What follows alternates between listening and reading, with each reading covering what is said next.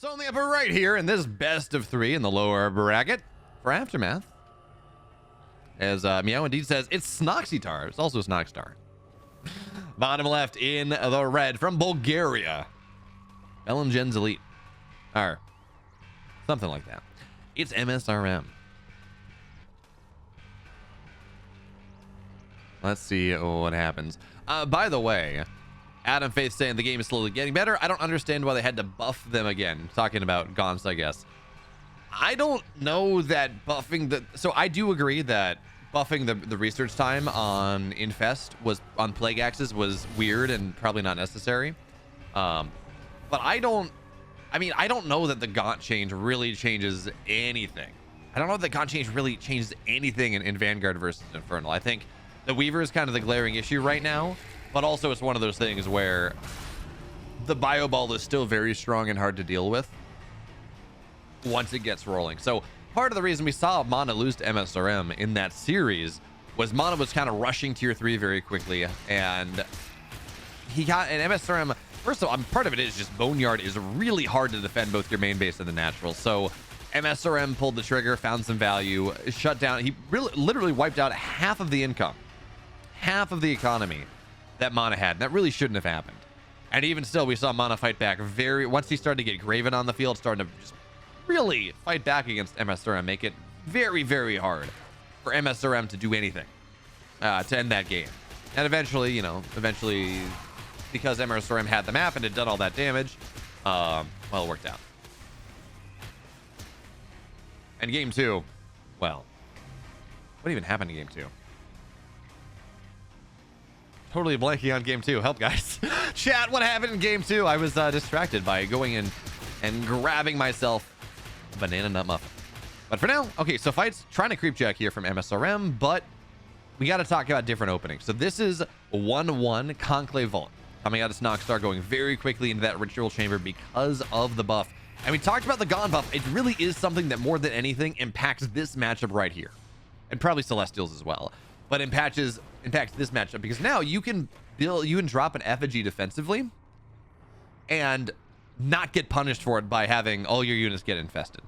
That is very true. It also means that opening up ritual chamber, opening like 1-1 ritual chamber makes a lot more sense, just because again, getting plague axes when your opponent just has a lot of gaunts and you have a lot of gaunts, that is probably the most important thing.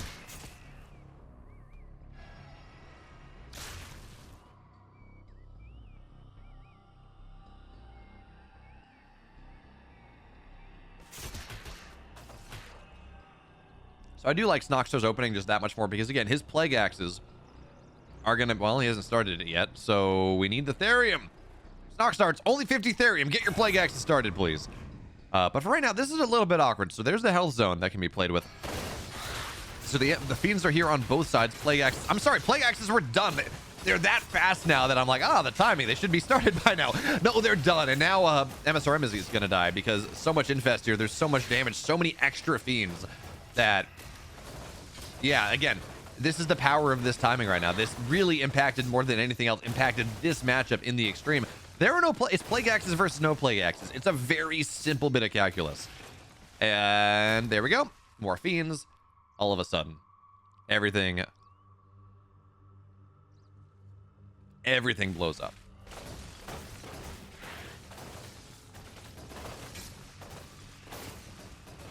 Oh yeah, this is a dead Snoxtar. There really is not a lot to say about it. We're gonna see gaunts go down. It's the timing, and at this point there is really not a lot to do. So msrm is trying in the vague hope that maybe he gets his own Plague Axes and he'll be fine, but absolutely not. That is not the story.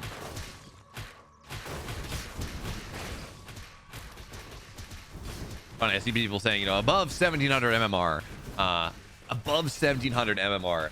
There we go. msrm taps out of game 1. And we saw game 1 was all about Snoxtar, I think, just having a better build. So yeah, I think we're seeing this again. So we're getting a vault opener coming out of msrm. It's going to be a Conclave opener coming out of Snoxtar. And eventually both are going to have a vault, and they're both going to have a Conclave. But in this game, making sure... So it's also a little bit awkward because there's no speed zone on Broken Crown. So that's... Or excuse me, Secluded Grove. So that does change things around just a little bit. By the way, Nice little bit of shenanigans there. You go just trigger the damage on the Shadow Demon, so the meat farm takes some damage as it builds up. Not going to really result in anything, but is just a wee bit annoying. So scouts on both sides, sees that the vault, sees the conclave. And I am very curious. So I think you get at least 4 gaunts. I think that is the play, but how quickly, and I'm paying attention to this for my own games too, is how quickly do you get the ritual chamber? Is it now? Are we just saving up to 50 therium right now to get that ritual chamber up? That might be the case. You can take creep camps with just 2 gaunts and the hexen. You got to make sure micro is good, but you start to get fiends. You're good there, and bonus damage versus light and the splash damage as well means you do a very nice job of taking these camps down. So ritual chamber, we're on 55 therium. Natural goes down. I think we're just going to see the ritual chamber right after that.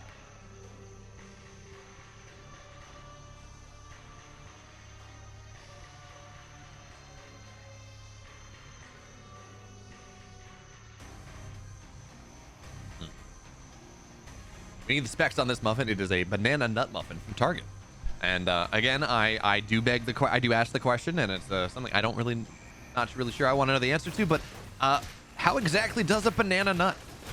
These are really important questions that I wish I didn't feel the need to ask, but you know what? Sometimes the intrusive thoughts win us. There we go. Ritual chamber, and now getting started, but there is no conclave or msrm. So again, we have this situation where there is going to be that much faster plague axes, much faster plague axes for Snoxtar at this point, which is going to give him that timing that won him the game in game number 1. Now game 2, I don't know, as we have pinged to the middle of the map, but for no good reason. We'll see exactly how this works. So for now, fiends are going to try to run by. They see that there's a natural, probably not going to dive into a main base because that is a one-way trip. Maybe just a scouting skull. There we go. Skull of Shadow just sitting there cackling. I do love, by the way, and I didn't realize this was a thing until I had the chance to play with the new Hexen, and just her voice lines are great. Her voice lines are fantastic. Holy Doggo saying, Jeff, save me, Jeff, from the Overwatch team. Apparently, and again, I haven't read the book yet. It's not out for 3 more days. But apparently, while Jeff Kaplan is like well regarded by the community, apparently the way the team worked on Overwatch behind the scenes, according to Jason Schreier's book, was maybe not as ideal as they would like to be. So anyways, ritual chamber 80% done. Again, very fast. Plague axes are going to be done by the time that msrm has his plague axes started. So again, this timing is very powerful. Important to point out, to be clear, this is a single conclave. Not a lot of production for Snoxtar at the moment. He's got his 3rd base on the way. And Secluded Grove is a relatively large map.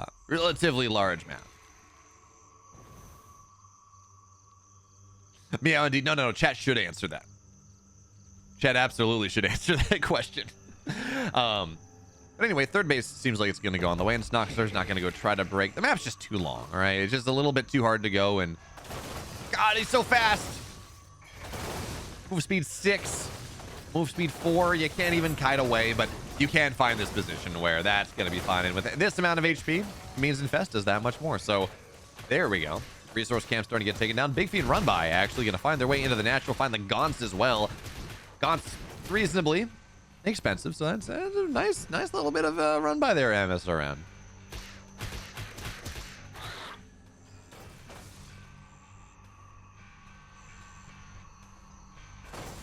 Yeah, meow indeed. I'm really jealous talking about the Jason Schreier book, because he sent Zombie Grub like a preview copy, because I guess he knows her from StarCraft stuff, once upon a time, which is great.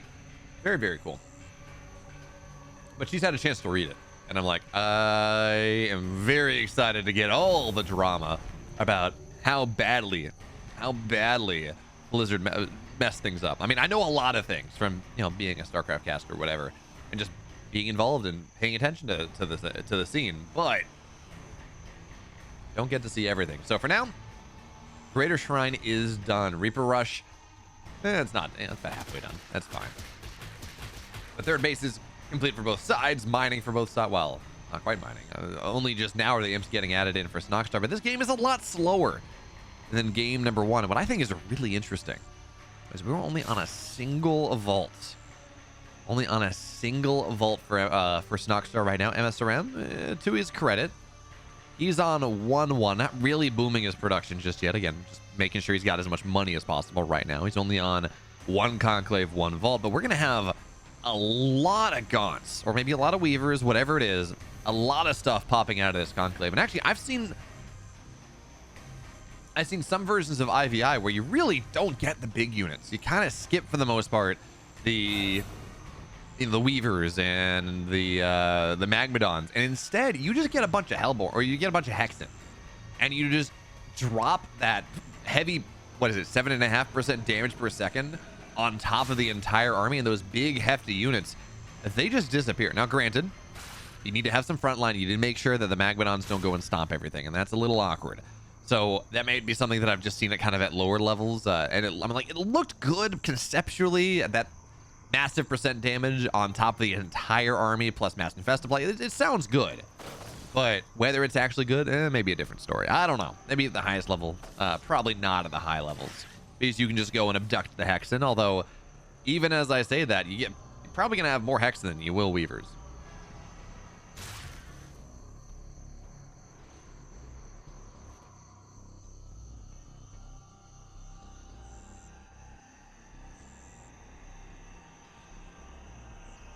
Yeah, talking about, let's cross up, those, the Diablo and the StarCraft and the Warcraft shows. So apparently, by the way, they did not have a Warcraft show in the works. It was a StarCraft and a Diablo show, is I think what I've read. And there's no guarantee it would have been another Arcane or another Edge Runners, and it might have been a Dota 2. What was the Dota 2 anime? Whatever that was called.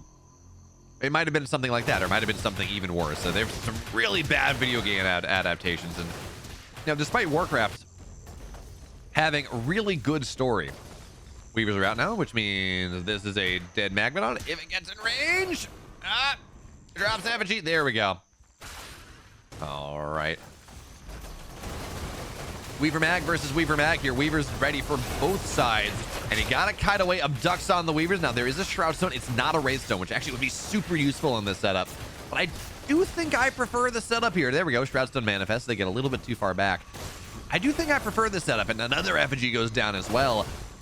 I think I like this setup more. There we go. Abducts, so that's going to be a dead Magmadon. For Snoxtar right now, he just has more Gaunts. The Brutes are kind of dead supply at the moment, and he's fighting on Shroud. Not all of his opponents are, really all of his opponents' Gaunts are fighting on Shroud either, so got to be very careful here. Weaver is going to get targeted down, maybe. Nope, backs away. And now his Weaver can't get out. That's a little bit awkward. This setup, this kind of gulf, this no man's land between the two Shrouds is kind of this interesting idea. So, that's a big manifestation, or that's a big Nightfall, as we're going to see one of these Weavers slowly bouncing down. Not quite dead, not just yet staying alive, but this Concave is so much better for Snoxtar right now. More Magmadons move in. And again, we're in the setup where there is a lot more static defense for Snoxtar right now, so it's a lot harder for these Magmadons to find their way forward. But at the end of the day, I think it's better. Now the Weavers are going to fall down, and the Magmadons don't have their Demon Hoof Tremors again. They don't have their Stomp once again, and that is 3 very expensive units falling down immediately. And yeah, the effigy get targeted down. But this game, I mean, it's wild. You watch this game, how much things can just snowball one way or the other. Now, big abduct there on that Magmadon, and you gotta back up. But remember, the key story here, as we take a look at what's happening right now, the key story with this game, first of all, Snoxtar's banking a little bit, but more importantly, he has 4 bases. As I love this is turning into a Wraithstone as well. He has 4 bases, and, well, that is not something that msrm has. So as long as they're trading evenly, which they are, Snoxtar winning some fights, msrm winning others, but as long as they're trading evenly, this massively benefits Snoxtar in the extreme.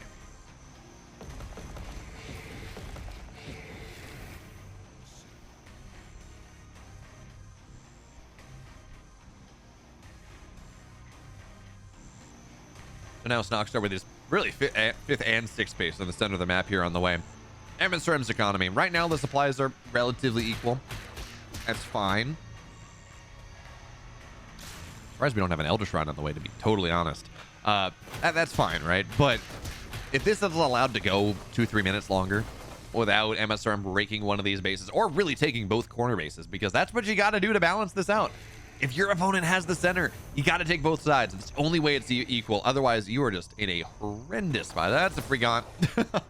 Your economy is horrible. So if this game goes 2 or 3 more minutes, life is going to be very, very hard for MSRM as he tries to fight it. Now, he can still take a miraculous fight. He can still go and knock this down before the stag defense is ready. And, well, we have Hellborn. I'm not sure what's quite giving vision, but now we have Hellborn on the siege. We have this setup happening. MSRM understands, will not, does not, cannot give this setup to his opponent at this point, but there we go. Abduct stunts them all down. Percent damage is a beautiful, beautiful thing. Magmadon's trying to move forward here, but you kite away, kite behind for now. Good slow, but again, only one Magmadon still remains. These Weavers are very strong. And here's the thing, Shroudstone's already done. It's still manifested. This big flank comes in. Big Weaver abducts as well. But the thing, again, this setup, the concave is just better. The effigies are just better. And Snoxtar, he's had enough time. That fourth base has had enough time to cook, where there is just not enough anymore. All the Magmadons are getting annihilated. And yeah, there's a fourth base for MSRM right now, but it is too little. It is way too late. He doesn't break the middle. The mining is there now. And there's not a lot of tech anymore. Elder Shrine, it's done. Snoxtar can get a dragon if he wants.